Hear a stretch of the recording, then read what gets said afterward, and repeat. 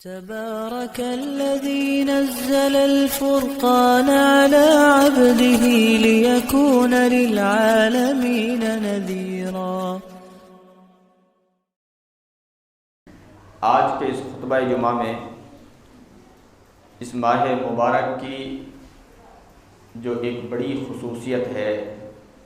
کہ اس ماہ مبارک کے اللہ نے روزے فرض کیے، اور روزوں کے فضائل کیا ہیں، اس حوالے سے انشاءاللہ گفتگو ہوگی تاکہ ہم کو اور آپ کو اس بات کا اندازہ ہو سکے کہ اللہ رب العالمین نے اس عبادت کو ہم پر اور آپ پر، اس امت پر فرض کر کے واقعی کتنا بڑا کرم کیا ہے، کس کس طرح سے خوشخبریاں اور نوید ان لوگوں کو سنائی گئی ہیں کہ جو ماہ مبارک کے روزوں کا اہتمام کرتے ہیں، روزے رکھتے ہیں اور اپنے روزوں کو پورے طور پر قرآن و سنت کی روشنی میں اس کی محافظت کرتے ہیں۔ تو اسی حوالے سے انشاءاللہ آج کے اس خطبہ جمعہ میں گفتگو ہوگی۔ دعا ہے کہ رب العالمین مجھے حق کہنے اور ہم سب کو قرآن و سنت کی تعلیمات کے مطابق عمل کی توفیق عطا فرمائیں۔ حضرات، روزے کے لیے جو عربک میں جو ورڈ آیا ہے وہ صوم کا لفظ ہے، اور اسی کا پلورل ورڈ ہے سیام۔ صوم کا جو لفظی معنی ہے وہ ہے رکنا۔ شرعی اصطلاح میں جو ہم صوم بولتے ہیں یا روزہ جسے ہم کہتے ہیں، وہ مخصوص ارادے اور نیت کے ساتھ کچھ کھانے پینے کی جو چیزیں ہیں، اور اسی طریقے سے آدمی شہوت سے اپنے آپ کو صبح صادق سے لے کر کے شام تک روکتا ہے، نیت اور ارادے کے ساتھ اللہ سے ثواب کی امید رکھتے ہوئے، تو اسے روزہ کہا جاتا ہے۔ چونکہ یہاں پر بھی وہ رکنا جو روٹ ورڈ ہے، جو روٹ میں اصل جو اس کا میننگ ہے وہ پائی جاتی ہے، گویا کہ آدمی اپنی شہوات سے رک جاتا ہے اللہ کے حکم سے۔ کھانے پینے کی جو حلال چیزیں تھیں، جو اس کے لیے جائز تھی، اللہ نے منع کیا تو وہ منع ہو جاتا ہے، رک جاتا ہے۔ باقی روزے کا جو لفظ ہے یعنی صوم جو لفظ ہے، یہ عمومی طور پر اور بھی دیگر چیزوں کے لیے استعمال ہوتا ہے کہ اگر چنانچہ سورہ مریم کے اندر حضرت مریم علیہ السلام سے متعلق اللہ نے ذکر کیا ہے کہ جب انہوں نے اس بات کا اظہار کیا کہ اللہ میں کیا جواب دوں گی لوگوں کو، شوہر ہیں نہیں، شادی میں نے کی نہیں، اور وطن میں اللہ جو ہے میں حاملہ ہوں، تو لوگ مجھ پر ایلیگیشن لگائیں گے، تو اللہ نے فرمایا کہ لوگوں کو کہہ دینا کہ میں نے اللہ کے لیے نظر مان لی ہے، میں بول نہیں سکتی، میں نے روزے کی نظر مان لی ہے، فَلَنْ أُكَلِّمَ الْيَوْمَ إِنسِيًّا، میں کسی انسان سے گفتگو نہیں کر سکتی۔ تو وہاں انی نظرت للرحمن صوما، صوم لفظ ہے، یعنی میں نے رحمان کے لیے نظر مانی ہے رکنے کی، کہ کس بات سے؟ کلام سے رکنے کی، بات سے رکنے کی۔ اللہ کے رسول صلی اللہ علیہ وسلم پر یہ عبادت جو فرض ہوئی سن 2 ہجری میں فرض ہوئی، اور اس طرح سے خود نبی کائنات صلی اللہ علیہ وسلم نے رمضان کے جو روزے رکھے وہ 9 سال کے روزے رکھے۔ 9 سال آپ صلی اللہ علیہ وسلم نے رمضان مبارک کو پایا، کیونکہ سن 11 ہجری میں آپ صلی اللہ علیہ وسلم کی وفات ہوتی ہے۔ تو روزہ جو یہ عبادت ہے، اللہ رب العالمین نے ہمارے اور آپ کے لیے یقیناً ایک بہترین سنہرا موقع عنایت کیا ہے کہ اللہ تبارک تعالیٰ ہمیں خصوصی طور سے اپنے فضل سے، اپنے کرم سے نوازنا چاہتا ہے۔ بہت مشہور حدیث ہے، اللہ کے رسول صلی اللہ علیہ وسلم نے فرمایا کہ اللہ فرماتا ہے کہ بندہ روزہ میرے لیے رکھتا ہے اور اس کا اجر کتنا عنایت کرنا ہے وہ میں ہی عطا کروں گا۔ اللہ کے خزانے میں کسی طرح کی کوئی کمی نہیں ہے میرے بھائیوں۔ اللہ رب العالمین کتنا نوازے گا وہ ہی بہتر جانتا ہے۔ باقی جو چیزیں اس حوالے سے ہماری اور آپ کی رغبت کے لیے اللہ نے اپنے بندوں کو ابھارنے کے لیے جو چیزیں بتلائی ہیں کہ تاکہ ہم اس کی ویلیو کو سمجھ سکیں اور اس کی اہمیت کو سمجھ سکیں، روزہ اگر ہم پر فرض ہے تو ہم اس سے منہ نہ موڑیں، وہ تمام بشارتیں آپ سنتے جائیں۔ اس حوالے سے اللہ کے رسول صلی اللہ علیہ وسلم کی ایک حدیث ہے جو کہ صحیح بخاری حدیث نمبر 1397 کی ہے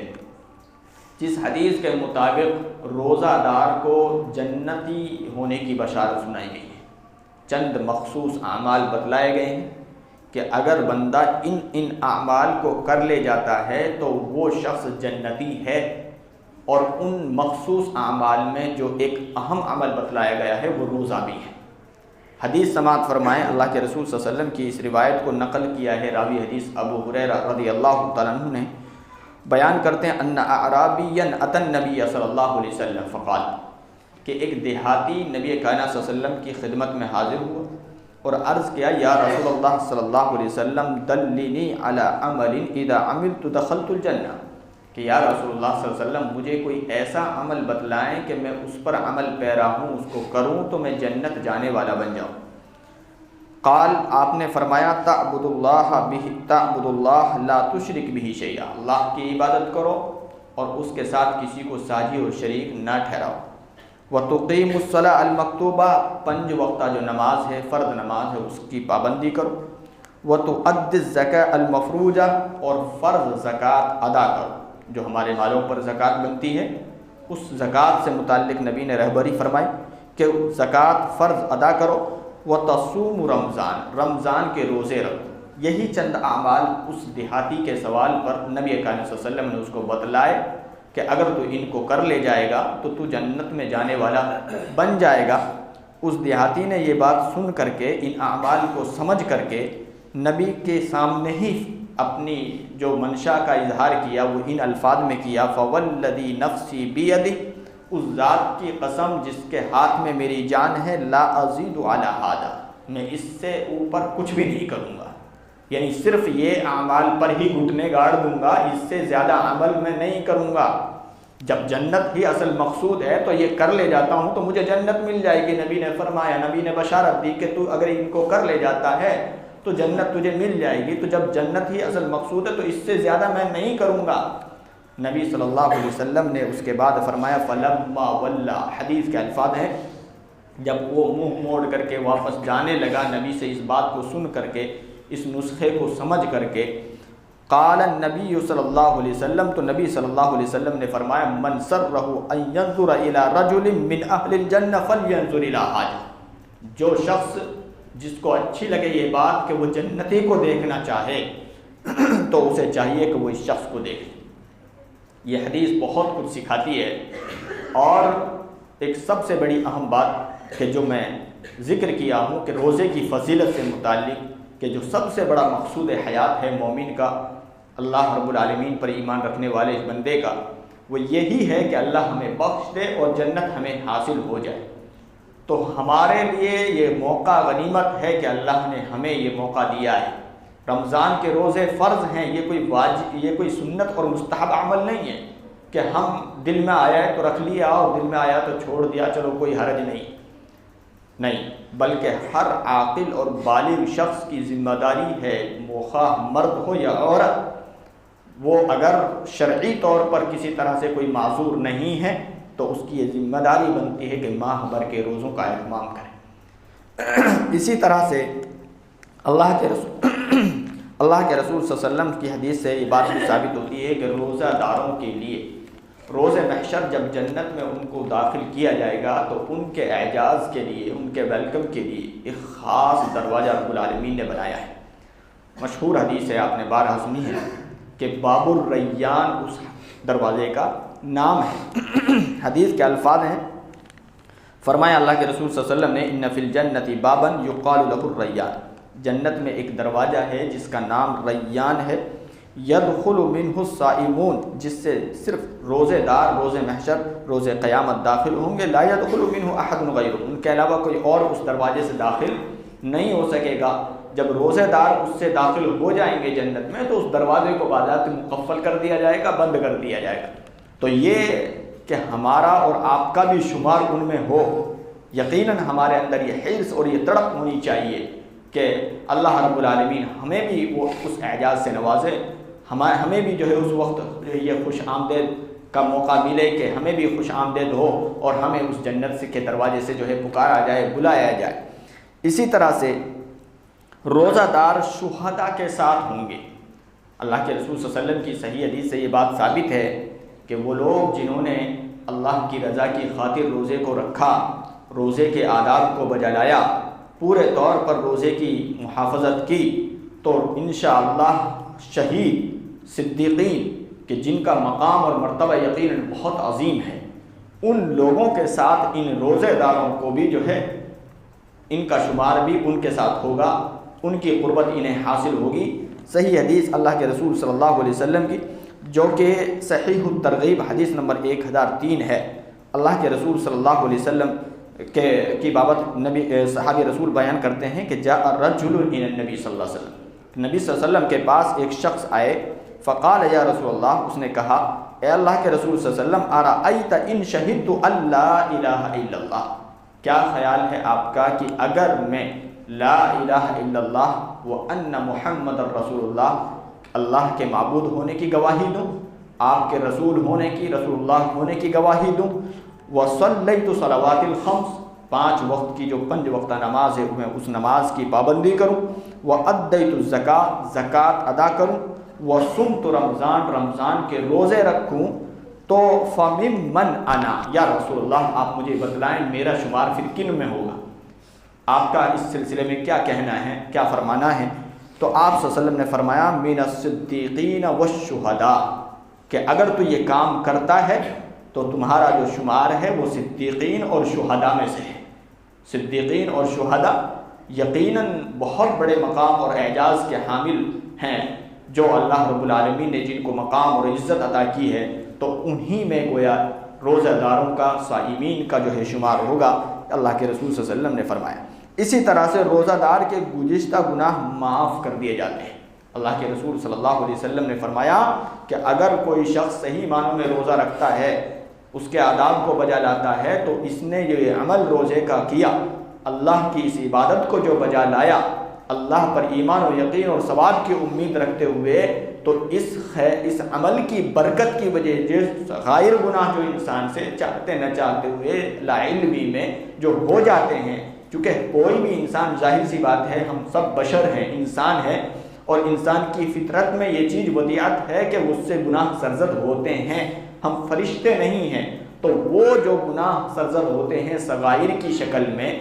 لا علمی کی وجہ سے، اللہ رب العالمین اس روزے کی برکت کی وجہ سے ان کو معاف فرما دیتا ہے۔ صحیح حدیث سماعت فرمائی اس سلسلے میں، اللہ کے رسول صلی اللہ علیہ وسلم کی حدیث کے الفاظ ہیں من صام رمضان ایمانا واحتسابا غفر له ما تقدم من ذنبه،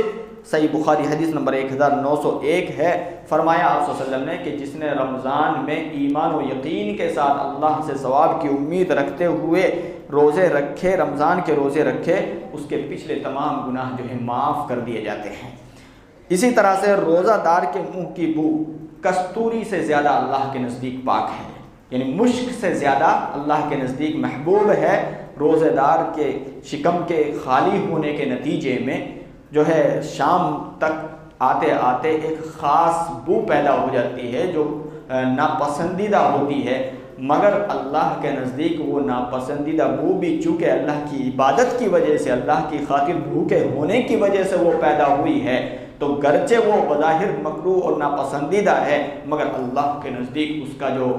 رتبہ ہے، یا اللہ کے نزدیک جو اس کو جو سمان ملا ہے، وہ یہ کہ وہ مشک سے بھی زیادہ محبوب اور پسندیدہ ہے۔ حدیث سماعت فرمائے، اللہ کے رسول صلی اللہ علیہ وسلم فرماتے ہیں والذی نفس محمد بیدہ لخلوف فم الصائم اطیب عند اللہ من ریح المسک، صحیح بخاری حدیث نمبر 1904 ہے۔ فرمایا آپ صلی اللہ علیہ وسلم نے اس ذات کی قسم جس کے ہاتھ میں محمد صلی اللہ علیہ وسلم کی جان ہے، صائم کے منہ کی بو وہ اللہ کے نزدیک مشک کی بو سے زیادہ پسندیدہ ہے، مشک کی خوشبو سے بھی زیادہ بہتر ہے اور پاکیزہ ہے۔ تو یہ اللہ کے رسول صلی اللہ علیہ وسلم نے صرف روزہ کی نسبت سے، یعنی روزہ کیا ہے، روزہ کی عبادت کتنی اہم ہے، اس کو سمجھانے کے لیے مختلف جو ہے بشارتیں، نوید اور خوشخبریاں روزے داروں کے لیے سنائی ہیں۔ اگر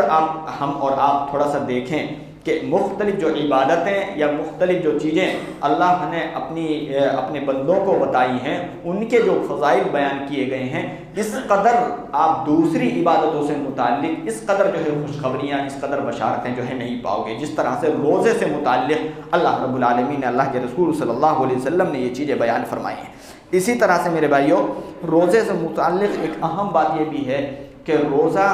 قیامت کے دن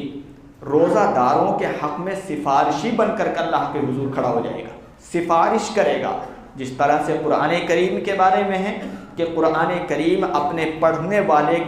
کی بخشش کے تعلق سے اللہ کے حضور سفارش کرے گا، اسی طرح سے روزہ جو لوگ رکھے، جنہوں نے اہتمام کے ساتھ روزوں کی پابندی کی، تو روزہ صائمین سے متعلق اللہ کے حضور سفارش کرے گا، اور حالت یہ ہوگی کہ اللہ رب العالمین بالآخر اس کی سفارش قبول ہی فرمائے گا، اور یہ کہ اس صائم کو، اس روزے دار کو بخش دیا جائے گا۔ چنانچہ حدیث کے الفاظ سماعت فرمائیں اس حوالے سے، یہ روایت صحیح الترغیب حدیث نمبر 984 کی صحیح درجے کی روایت ہے۔ فرمایا اللہ کے رسول صلی اللہ علیہ وسلم کی لمبی روایت ہے کہ الصیام والقرآن یشفعان،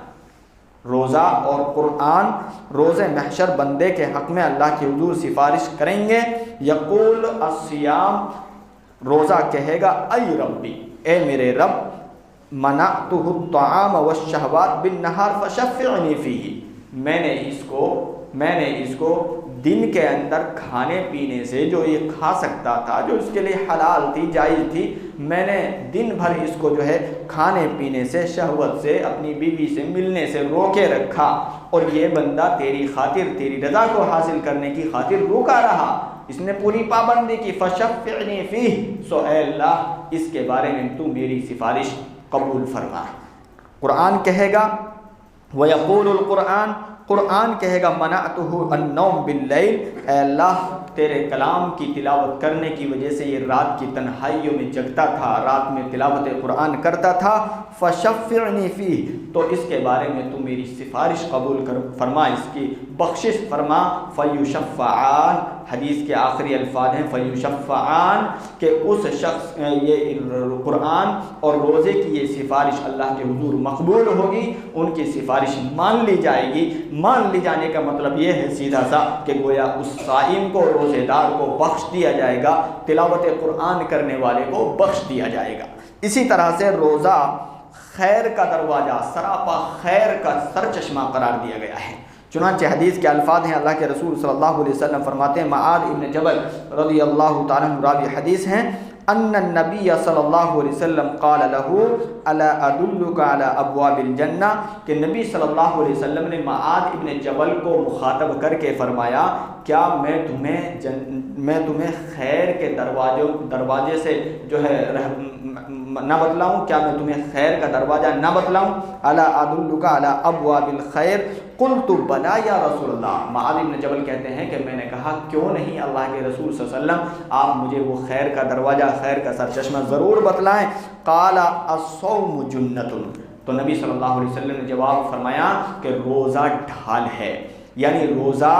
گناہوں کے لیے ڈھال ہے، کہ روزہ رکھو گے تو اس کا ایک بڑا فائدہ تمہیں یہ ہوگا کہ انسان سے نہ چاہتے ہوئے جو غیبت ہو جاتی ہے، جو جھوٹ بول دیتا ہے، جو بہت سے گناہوں کے اندر وہ نہ چاہتے ہوئے بھی شامل ہو جاتا ہے، جانے انجانے میں اس سے گناہ سرزد ہو جاتے ہیں، ان گناہوں سے وہ رک جائے گا، یعنی اللہ کی طرف سے قدرتی طور پر اس کے لیے ایک ایسی طاقت ملے گی اور ایک ایسا اس کے لیے احساس جو ہے حاصل ہوگا کہ جس کے نتیجے میں اللہ رب العالمین اس کو خیر کی طرف اس کی رہبری فرمائے گا، برائیوں سے اسے موڑ دے گا۔ یہ اللہ کا خاص کرم روزے داروں کے ساتھ ہوگا، اور یہ چیز ہم اور آپ الحمدللہ اس بات کو محسوس کرتے ہیں، دیکھتے ہیں کہ روزے کی حالت میں ایک بندہ جو معمول کے مطابق اس کی زندگی چل رہی تھی کہ اس میں بہت زیادہ آدمی کے ذہن و دماغ میں اس حوالے سے اتنی جاگرکتا نہیں تھی، اتنی بیداری نہیں تھی، لیکن جب روزہ رکھتا ہے تو آدمی جو بھی عمل کر رہا ہوتا ہے اس کے حوالے سے اس کے ذہن و دماغ میں یہ بات آتی ہے کہ یہ میں کروں کہ نہ کروں، لہذا اگر وہ گناہ کا کام ہوتا ہے، اللہ کی معصیت اور نافرمانی کا کام ہوتا ہے تو اس سے رک جاتا ہے۔ الصیام جنۃ، کیوں؟ اس لیے کہ روزے کو اللہ نے اس کے لیے ڈھال بنا دیا ہے کہ جس طرح سے دشمن کے حملے سے انسان جو ہے میدان جنگ میں اپنے آپ کو سیف کرتا ہے، اپنے آپ کو جو ہے محفوظ کرتا ہے، تو روزہ بھی گویا ڈھال بن کر کے گناہوں سے اس کی حفاظت فرماتا ہے۔ اسی طرح سے روزے کے حوالے سے ایک اہم بات یہ بھی جان لیجئے کہ اللہ رب العالمین روزہ رکھنے والوں کی دعاؤں کو قبول فرماتا ہے۔ دوران روزہ خاص کر کے افطاری کے وقت ہمیں اہتمام کرنا چاہیے، اللہ سے خوب مانگنا چاہیے۔ یہ اوقات ایسے ہیں روزے کے دوران میں، ایسا الحمدللہ پورا ہی وقت جو ہے خیر و برکت سے معمور ہے، دعا کی قبولیت سے معمور ہے۔ روزہ دار کے لیے مستقل طور پر اس بات کی بشارت سنائی گئی ہے کہ روزہ دار کی دعا رد نہیں کی جاتی۔ حدیث کے الفاظ ہیں، آپ سماعت فرمائیں۔ یہ روایت ترمذی صحیح درجے کی روایت ہے، حدیث نمبر 3598۔ فرمایا آپ صلی اللہ علیہ وسلم نے ثلاثۃ لا ترد دعوتهم، 3 لوگ ایسے ہیں، 3 خوش نصیب ایسے ہیں کہ جن کی دعائیں رد نہیں کی جاتی، ٹالی نہیں جاتی۔ ان میں سے فرمایا الامام العادل، نمبر 1 جو ہے منصف، انصاف پرور حکمراں جو ہے بادشاہ۔ اسی طریقے سے فرمایا والصائم حتی یفطر، اور دوسرا جو خوش نصیب شخص ہے وہ ہے روزہ دار یہاں تک کہ وہ افطار کر لے۔ تو گویا روزہ جس وقت سے ہم نے رکھا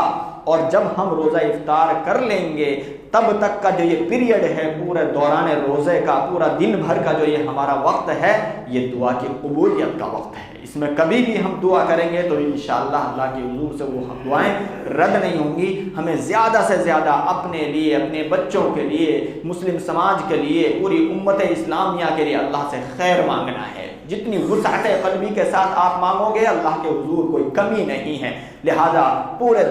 جو ہے کھلی ذہنیت کے ساتھ ہم ہر کسی کے لیے، اپنے رشتہ داروں کے لیے، اپنے پڑوسیوں کے لیے، اپنے جاننے پہچاننے والے لوگوں کے لیے، سب کے لیے اللہ سے خیر مانگیں، اس کا فضل مانگیں۔ اللہ رب العالمین جو ہے ضرور قبول فرمائے گا۔ اور اسی طریقے سے تیسرا جو خوش نصیب ہے جسے بتلایا گیا ہے وہ دعوت المظلوم، اور مظلوم کی بد دعا۔ میرے بھائیوں، مظلوم یعنی جس پر ظلم کیا جا رہا ہے، اس حوالے سے ہمیں بیدار ہونے کی ضرورت ہے۔ بہت سی مرتبہ آدمی دنیاوی مفادات حاصل کرنے کی خاطر، چند جو ہے فائدے حاصل کرنے کی خاطر سمجھ رہا ہوتا ہے، جان رہا ہوتا ہے کہ ہاں یہاں میں غلط ہوں، یہاں میں ظالم ہوں، اس کے باوجود وہ چونکہ دبنگ اپنے آپ کو سمجھتا ہے، اپنے آپ کو جو ہے قانون سے بھی اوپر سمجھتا ہے، طاقتور سمجھ رہا ہے، اس لیے وہ غریب آدمی پر ظلم ڈھاتا ہے، اس کے حقوق کو ہڑپنے کی کوشش کرتا ہے۔ ایسے لوگوں کو ڈر جانا چاہیے کہ آج نہیں کل نہیں پرسوں ممکن ہے کہ دنیا ہی کے اندر تم تباہ و برباد ہو جاؤ، اور اگر اس دنیا کے اندر کسی حد تک تم اپنی عیاری اور مکاریوں کے نتیجے میں اس ظلم میں جو ہے آگے بڑھے اور اس ظلم کے اندر جو ہے تم تسلسل اختیار کیے، ممکن ہے دنیا کے اندر تمہیں جو ہے اس کا برا بدلہ تمہارے سامنے آئے، مگر اللہ کی جو عدالت ہے اس عدالت میں تم بچ نہیں سکتے۔ لہذا اللہ نے جو یہ مہینہ دیا ہے، اس مہینے کی خیر و برکت مسلم ہے، اس مہینے کے اندر دعاؤں کی قبولیت کا معاملہ مسلم ہے۔ لہذا آدمی کو چاہیے کہ خیر کی طرف لپکے، اچھائیوں کی طرف بڑھے، اور برائیوں سے وہ کسی بھی قبیل کی برائی ہو ان سے رک جائے، معصیت سے، اللہ کی نافرمانی کے کاموں سے رک جائے۔ یہی ایک مومن کی شان اور اس کی پہچان ہونے چاہیے۔ یہ روزے کے فضائل جو ہم نے سماعت کیے ہیں، یہ تبھی ان کا حصول ممکن ہے جب ہم روزوں کے آداب کے ساتھ ہم جو ہے پورا کریں، ہم باضابطے یعنی خیر کو انجام دیں، اللہ کی اطاعت اور فرما برداری کو بجا لائیں، اور روزوں کے تعلق سے جو بھی ہدایات کرنے کی ہمیں بتائی گئی ہیں ان ہدایات کو ہم پورے کرنے والے ہوں، معصیت سے، گناہوں کے کام سے ہم رکنے والے ہوں، جھوٹ سے، غیبت سے، لڑائی سے، فساد سے رکنے والے ہوں۔ اور اگر ہم جو ہے روزہ بھی رکھ رہے ہیں، جھوٹ بھی بول رہے ہیں، غیبت بھی کر رہے ہیں، چوری بھی کر رہے ہیں، نمازیں بھی چھوڑ رہے ہیں، دیگر بے شمار خرافات کے اندر مبتلا ہوئے پڑے ہیں، سچائی یہ ہے کہ پھر ایسی صورت میں اس کا روزہ ایک رسمی طور پر تو ادا ہو رہا ہے، اس کی جو روح ہے وہ اس روزے سے جو ہے روزہ روح سے خالی ہے۔ ایسے روزے سے سوائے بھوک اور پیاس کے کوئی چیز حاصل نہیں ہوتی۔ اسی وجہ سے اللہ کے رسول صلی اللہ علیہ وسلم نے احادیث میں اس بات کی صراحت فرمائی ہے کہ آدمی اگر روزہ دار ہے، خصوصی طور پر اس کو منع کیا گیا ہے کہ اگر اس کو کوئی شخص ابھارتا بھی ہے، اس کو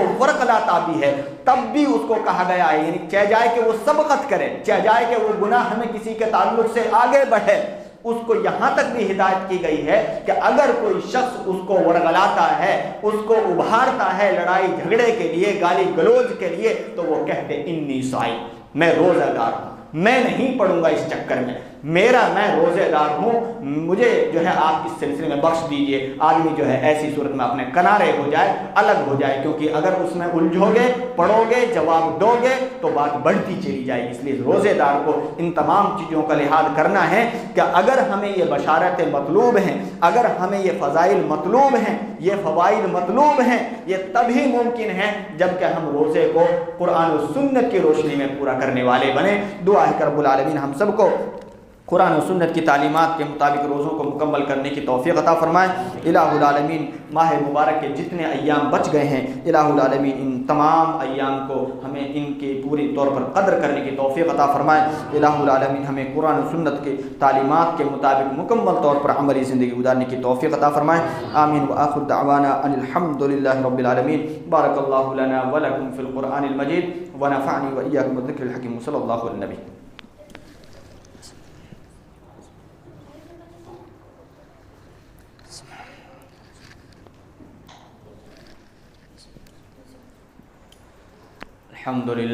الحمد لله نحمده ونستعينه ونستغفره ونؤمن به ونتوكل عليه ونعوذ بالله من شرور أنفسنا